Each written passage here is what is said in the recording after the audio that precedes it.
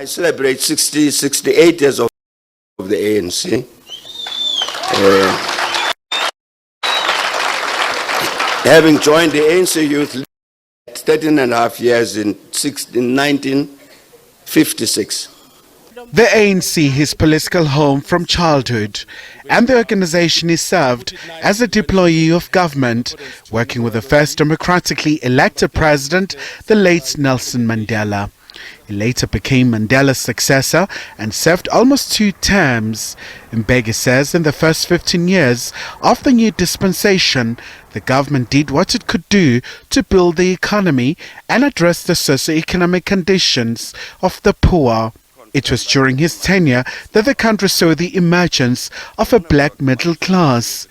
Currently, the country is experiencing challenges again, some of which were outlined in the report of the Commission of Inquiry into allegations of state capture, appointed by former President Jacob Zuma.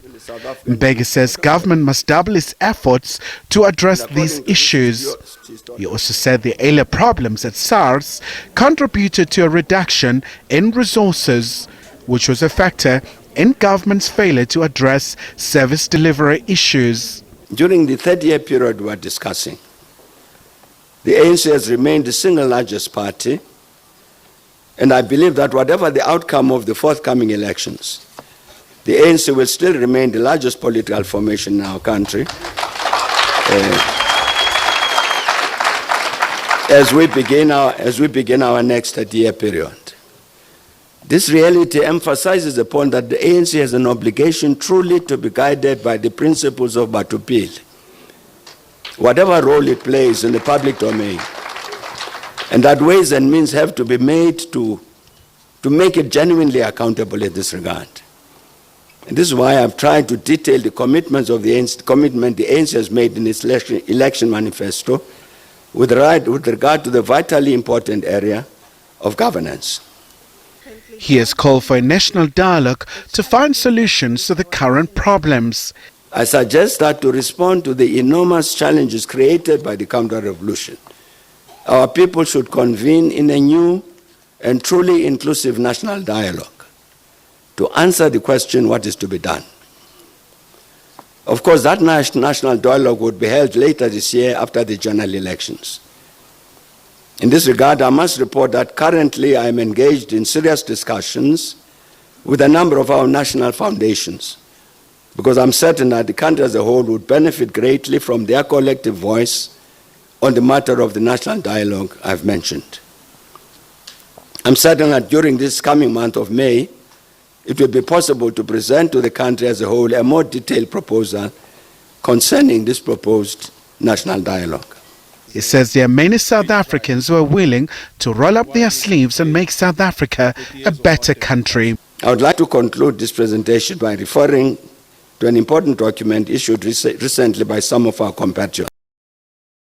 I refer here to the document issued earlier this month by a collective of Ghana leaders, the Africana Statement, which incidentally could be discussed at the national dialogue I've mentioned. I was struck by the statements these Africana compatriots made in the statement that we want to stay here and contribute to the well-being of the country and all its people, that we're building to remain here, and that the past should not destroy the future for us all. It seems to me that this statement communicates a vitally important commitment I trust all of us share. We must contribute to the well-being of the country and all its people. It is exactly this spirit and the noble attitude which guarantee that working together, as President Ramaphosa said, that working together we will overcome. On the issue of campaigning for the ANC, Mbeki had this to say. I had said publicly that when the SABC asked me this question a few weeks back about whether I was going to campaign for the ANC, I said I think it's the task and duty of all members of the ANC to campaign for the ANC. So there's nothing special about my campaigning. It's